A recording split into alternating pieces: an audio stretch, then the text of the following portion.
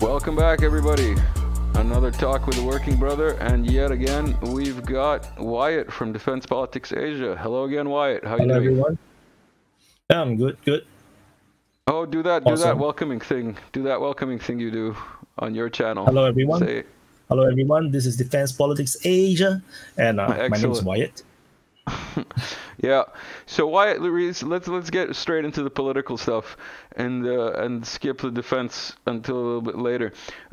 You recently posted on Telegram saying that this was a brilliant video by Real Life Lore, which spelt out in such epic details something that you've been repeating, that China and Russia are not friends and they're strategic rivals. The other day, I was listening to another podcast who shall not be named, and he told, he basically explained how actually, you know, Russia needs China just as much as China needs Russia, because they are kind of intertwined, and they're getting even more intertwined between the rail and the other kinds of links that they're doing.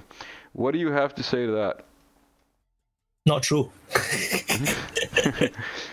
No, but I mean, like, elaborate a bit, yeah. Russia wanted Europe. Russia don't want China. That's the reality. The thing is, Europe keep pushing China away, keep pushing Russia away. And Russia actually just want Europe. They don't want China because China is a geopolitical rival. When you say want Europe, when you say want Europe, you mean want them as a friend or want to conquer them? As a friend, as trading partner. They want to grow together because just like why there is NATO, Russia is not afraid of Europe per se. So they just want to, you know, trade, be friends, and just be peaceful because Russia is so huge. They don't need more land. The fact that, no, the thing is that if you are Russia, there is no reason to conquer the entire Europe. There is no reason to do that because you have all the land you need, all the resources you need. So that's the danger, because China do not have that. China do not have all the resources that they need. They need to import most of the natural resources, including food. They only have food enough for like rice. They have basic food, but they don't have the food for the pigs. You know, with the pig farms, they need to import grains. So ultimately, China needs a lot of import. And that's the danger of China, because if you are a major power, something as big and powerful as China, and you have the military power, and you need resources, what are you going to do? You're going to invade places where you can get the resources. And where is this resource? It's in Russia. It's in, you know, the northeast of China, where the Manchuria the outer Manchuria used to be, where I think it's called Kamchatka, or that's where you have the gas. One of the previous videos that we just recorded with George, we discussed all the resources that Russia has, and like there's a map with all the, like, you know, oil fields and coal fields and mineral fields and everything, and basically it's all over Russia. Like it's all over Russia, and they're placed more or less everywhere close to the border, so that it can be exported easily to, like, in every direction, you know. So like Russia has a lot of these resources and minerals that it can supply to different neighbors, let's say. So if you think about it in a geopolitical sense, the only reason China have not invaded Russia to get all these resources so that they can be self-sufficient is because Russia militarily is powerful, and Russia have way more nuclear weapons than China have. So in a full-fledged war, China is not going to win in that sense, even if they have 10 times the population. So, but it is a pressure on the Chinese government to fulfill these resources needs. And they know that they cannot offend Russia, because Russia is just next to them. Russia is the only military in the world that can actually invade into China and give China hell.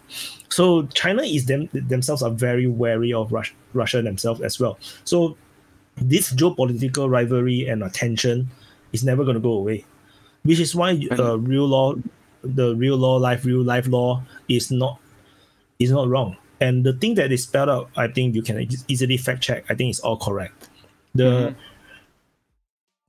the two of them is not intertwined until the war started. To be honest, if let's say if they are so intertwined, they are so interdependent, why are they building the pipeline only now? They could have built massive number of pipelines 20 years ago. But it's not. Because of the Afghanistan war, man, and because of CIA Operation Cyclone But you can other actually ones build like the it. pipeline through Siberia, right? You can build the pipeline like the Sakhalin, you can go direct to China, right? There is they don't do it We mentioned real life they're lore not. in one of our recent videos, and I got a comment recently that basically outlines my view Opinion. of real life lore, and many of these other YouTubers who obviously, as the commenter put, get paid Yes. by YouTube to promote certain narratives, and then they say things that sound pre-scripted. Whenever anybody says unprovoked, I've got a video here. Let me write down the time. 6 minutes in. Unprovoked Russians. Yeah, we've got a video with George that goes through the geopolitical situation. And if you're interested more in geopolitics, check out the whole playlist with George, because he goes into it very deeply. But yeah, so all these channels that were history channels and that were like, lore channels and like even space channels, and then all of a sudden they like, are unprovoked aggression from evil Putler. And it's just like, no. I mean, my domain is geopolitics. My interest is geopolitics. It's not military. Military, I'm into strategy and everything, but if you ask me to talk about tanks, about the details about tanks, I'm not really that good. About how the fighter jets, what kind of equipment, what kind of radar. No, I don't really know that much about the technical stuff. But I'm into geopolitics and strategy. And when you come to China and Russia, they are rivals. It's just there's no other way to put it. They are rivals. The only reason why this closer relationships happening is purely because Russia have no choice. Simple as that. They have no choice. It's a partnership of convenience for now. China is the same thing right now.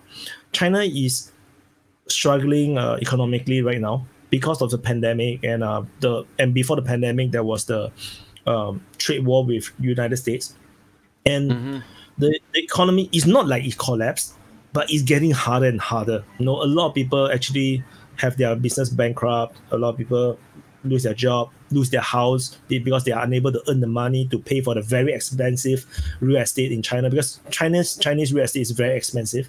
So they cannot keep up with the payments, and then they lost their house, they become bankrupt. So many these kind of cases. But of course, it's still not enough to collapse the country just yet. But it's a sign of things are difficult in China. And the Ukraine war is a godsend to China. Firstly, it distracts the entire Western world away from Taiwan. That's number one. Number two, Russia is desperate to find new customers for their gas and oil.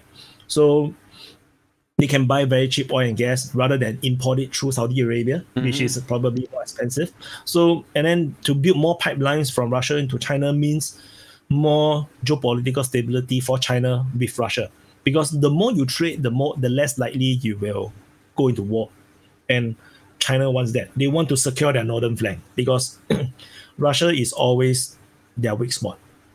The only place you can invade China unimpeded by geographical limitations is through Russia. Russia can just invade into China from Manchuria region easily. So China that's where the Japanese came from originally, right? In the Second World War, or before it, I should say. That's where the Japanese came from, right?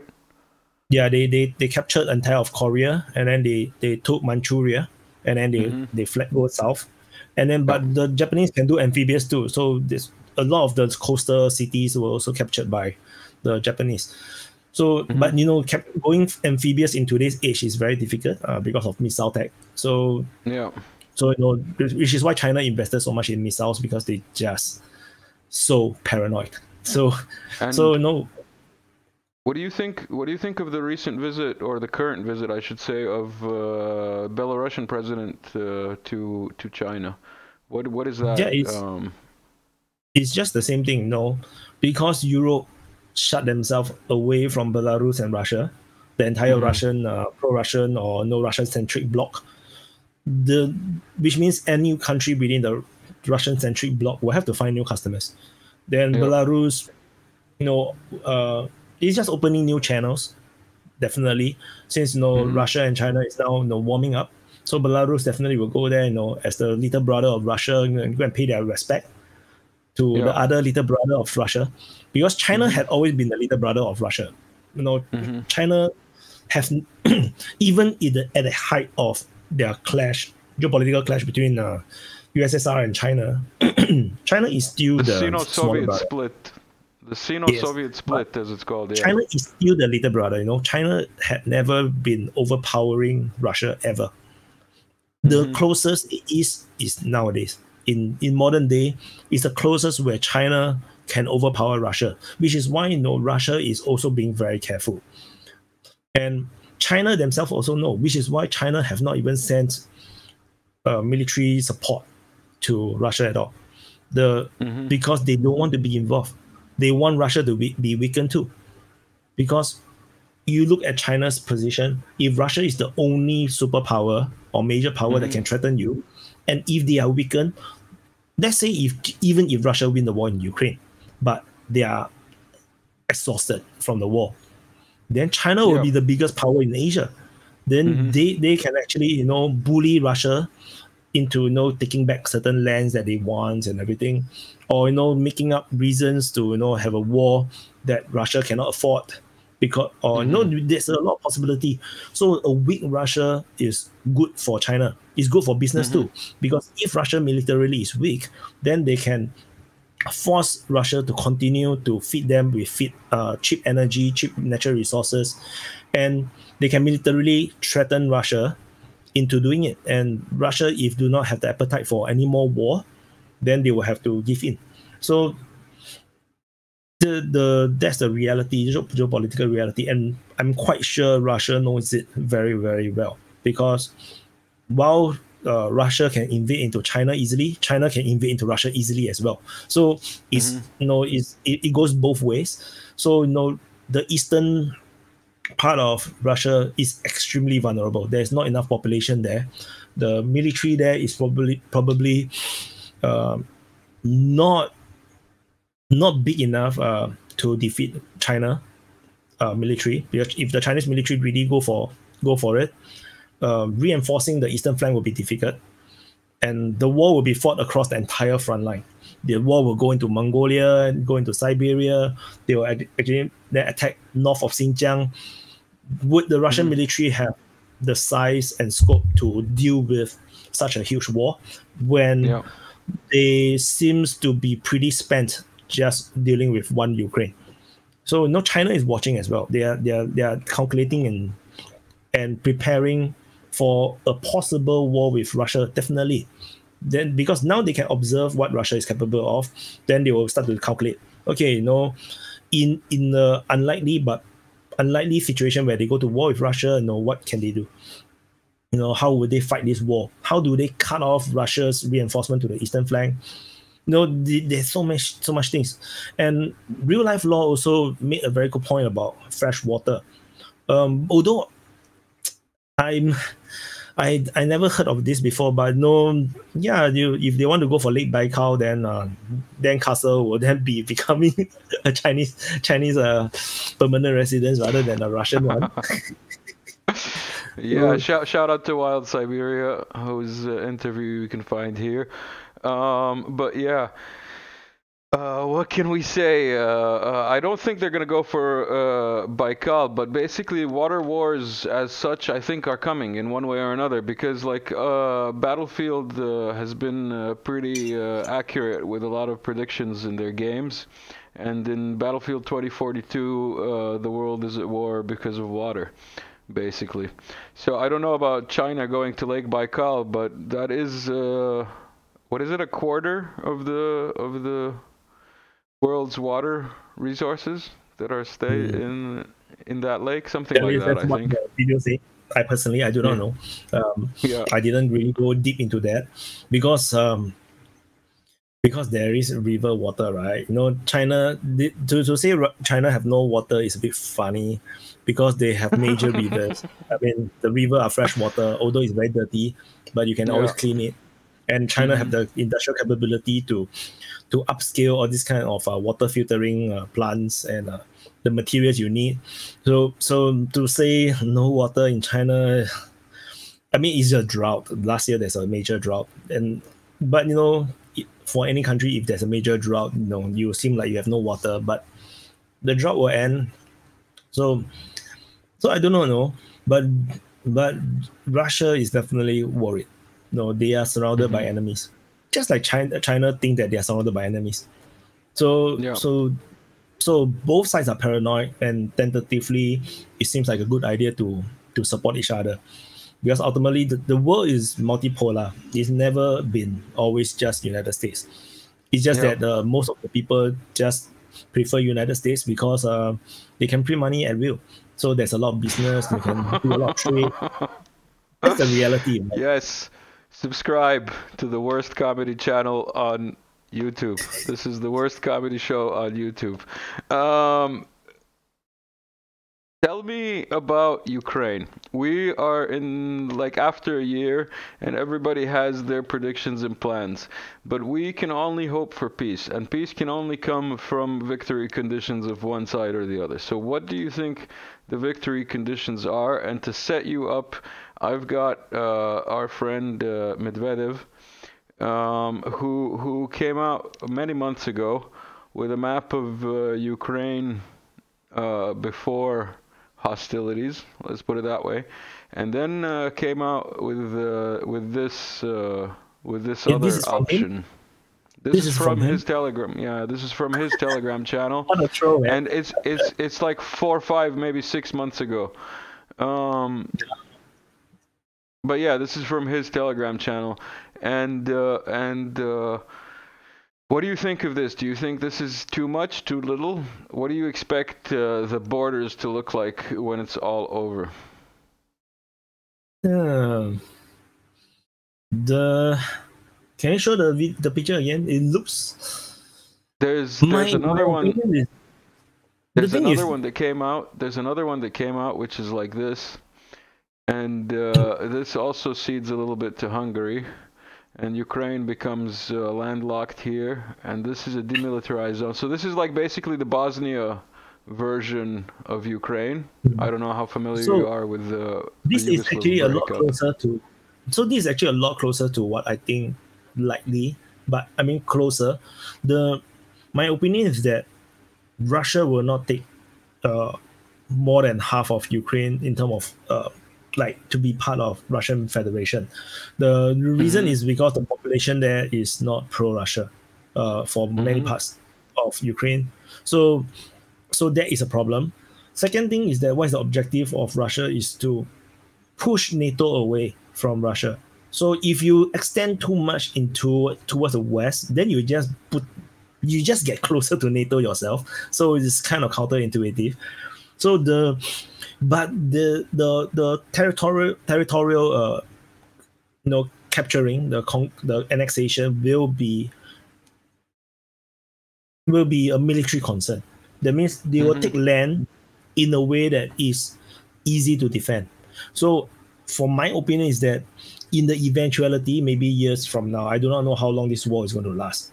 If Ukraine are never ever going to surrender, this war can last for years, just like what happened to Syria, the Syrian civil war, where the president just refused to throw in the towel, and the war just carry on and on. Russia is going to take anything east of the Dnipro River. That's my opinion. So everything east of the Dnipro River, they will take it, because you have the natural, the big massive river that will allows this natural border. So it's very hard to cross the river. So that will provide a lot of security, which also means they will go all the way to Kiev. And maybe Kiev will be split into half, or Kiev will be entirely taken. Then on the southern side, everything, Zaporizhia is gone. They will definitely capture Odessa to link up with Transnistria and Kopyvinsky. they will capture it. Maybe even part of Cherkasy, most of Cherkasy, I guess. They will go for the shortest distance between Moldova or Transnistria all the way to the Dnipro River. They will find the shortest border. A couple of months ago, I was listening to a Russian general translated. I can't remember who was interviewing him, a former general or something like that, and he basically said that when they reach Zhytomyr, that's when they're stopped. So it's basically here where the shortest distance is. You know what I mean? That's not the shortest distance, because the shortest distance is through to the river, to the Dnipro River, around Cherkasy and Vinnytsia region. Yeah, if you're counting, so here you're saying, here. Yeah, because that's the shortest. Because if you're going to take down like that, because if you're going to take Zhytomyr, Vinnytsia, then your land border will be much larger. So that is a problem. So, but of course we have to also consider, maybe Russia need to give Belarus certain land, and then Poland might annex certain land, because Ukraine will be so weak and they cannot pay back their debts. Poland will be taking land as payment.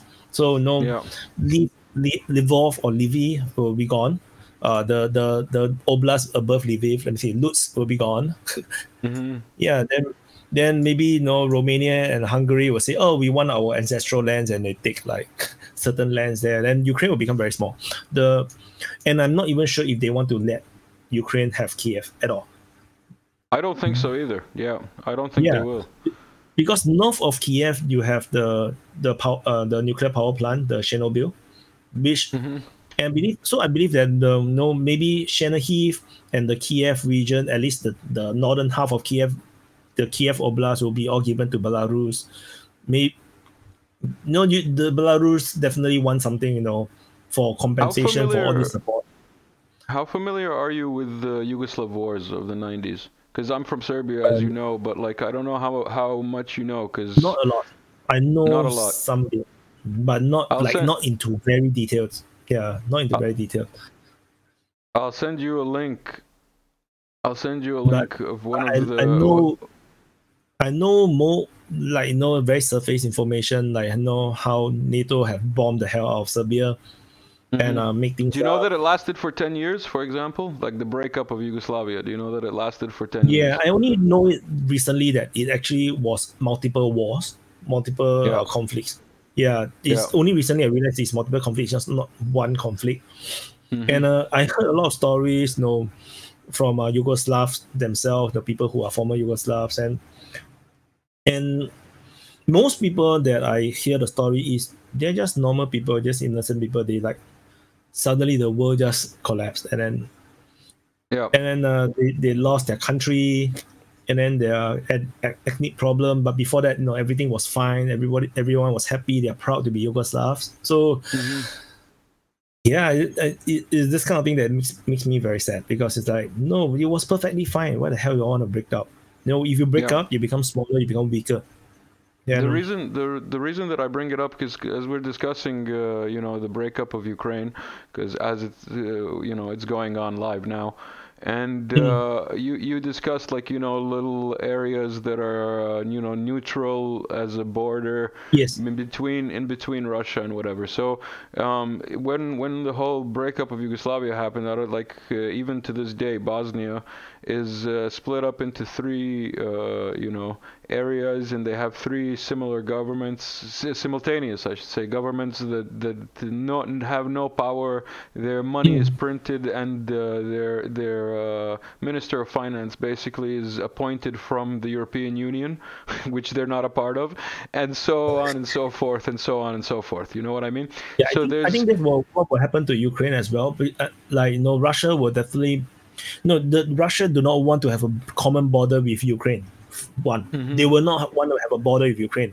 They have entirely destroyed the relationship with Ukraine due to the invasion, so that they don't want to have a common border with Ukraine. They don't want to have a common border with NATO. So as a result, there will be buffer states. There will be people's republics that I think Russia will set up in these areas that they annex, and then they will be the old Donbass, like the old Donetsk Republic where they are on their own, or Transnistria, or could be like Kosovo. They are just their own little government, little countries. Between Kosovo is not real. buffer between them Kosovo and is a part. No, don't make me mute you. Kosovo is a part of Serbia. Kosovo does not exist. Yeah. So, really. But it's the same thing, like, right? Really, it's not a country. What they do. Yeah, the People's Republics are not countries. You see, Transnistria is not a country. It's not really a proper country. No.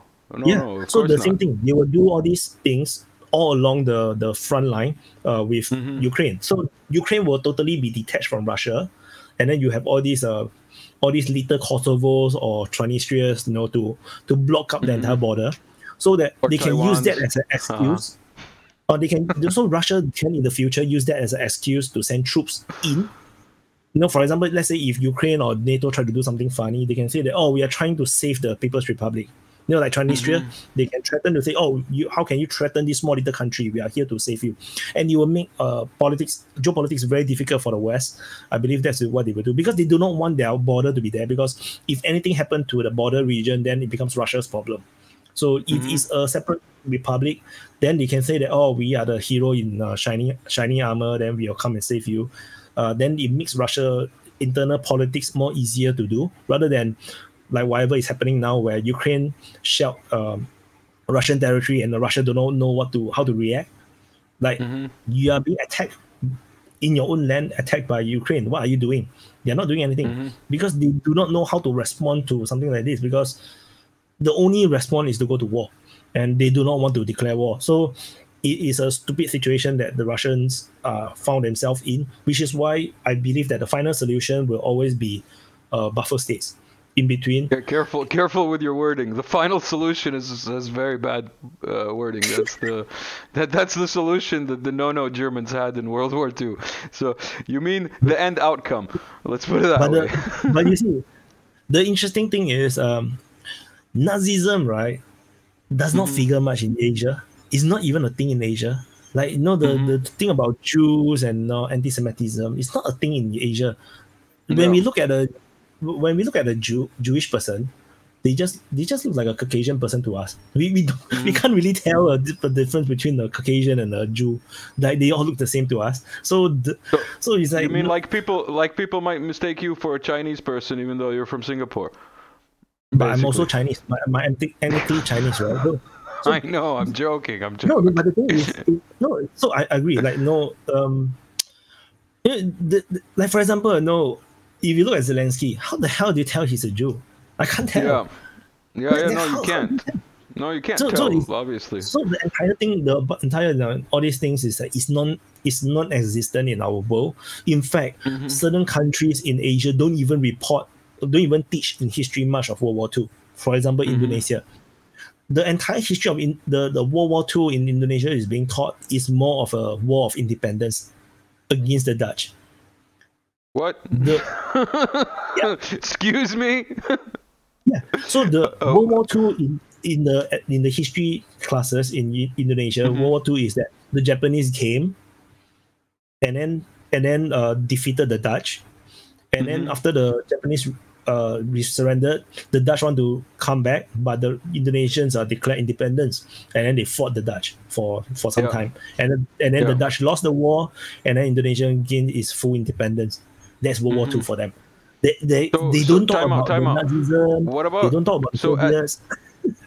The first part where the Japanese come and throw away the Dutch. So are the Japanese viewed as the good guys in your story? Or I think it's neutral. Just a different kind of bad guy. They are not seen as evil.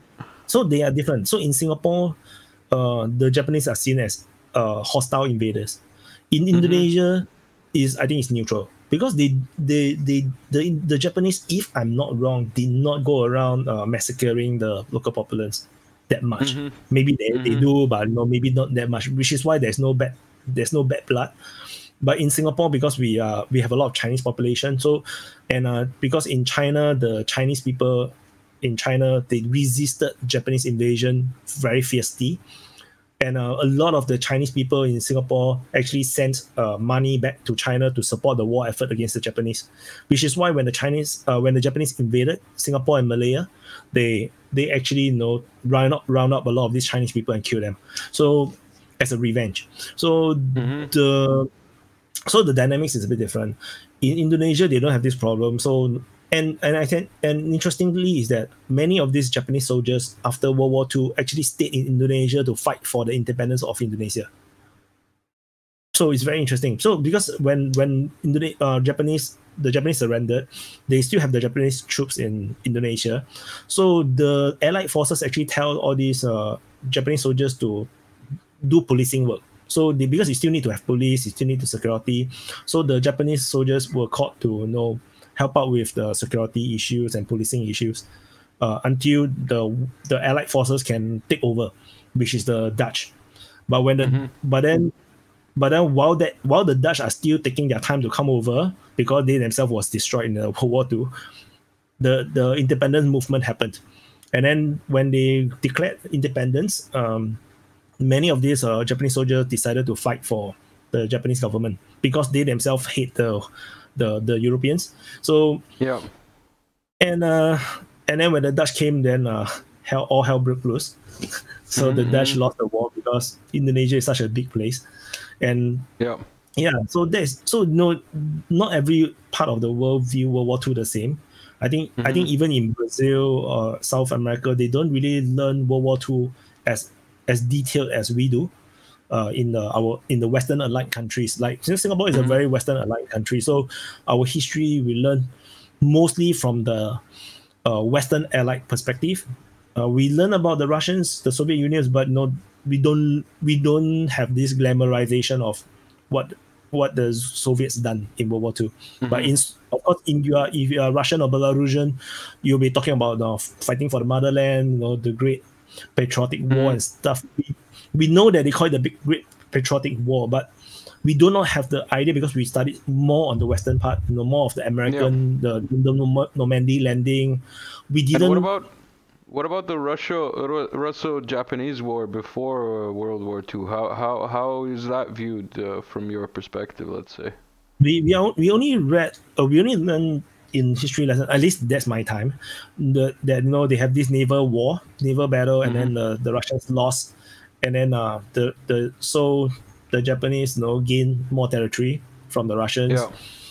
Then in World War I, similar things happened. The Japanese fought a German boat and then destroyed the German boat. So they gain additional land from the German colonized towns in China and stuff. It's like, okay, so the Japanese have been doing the minimal and getting the maximum in the then World War II happened. Then they try to bite and swallow an elephant. So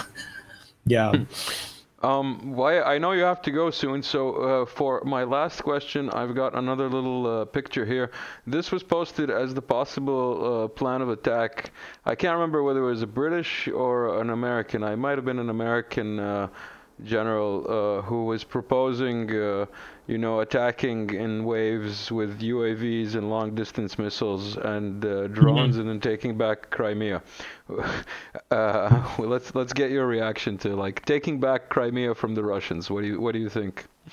Firstly, missiles and drones do not capture land, so the missiles and drones can't do shit. I mean, you can make life very difficult, just like what the Russians did to the Ukrainians. But Russia have thrown how many missiles, cruise missiles, drones at Ukraine? Ukraine still stands, right? So what's the front line change? The front line didn't change much. So the missiles and drone strikes are pointless. You can, of course, you're going to do it in a war, but they are not going to capture Crimea. And he listed the two crossings north of Crimea. How are you going to get there in the first place? You can't even get there in the first place. It's easy to draw arrows. I draw a lot of arrows and draw circles. But the fact that to get there is difficult. It's really hard. The worst comedy show on YouTube. Subscribe. Keep going.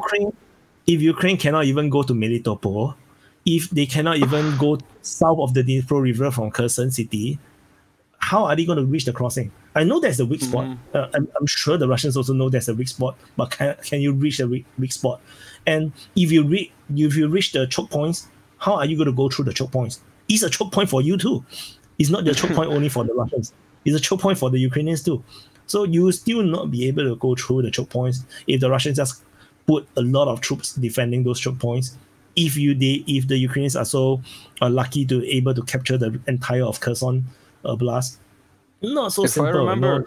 If I remember my World War II history well enough, this part here is all swamps and like basically is impenetrable for heavy armor, even in World War II standard heavy armor, not like modern heavy armor, which is exponentially heavier.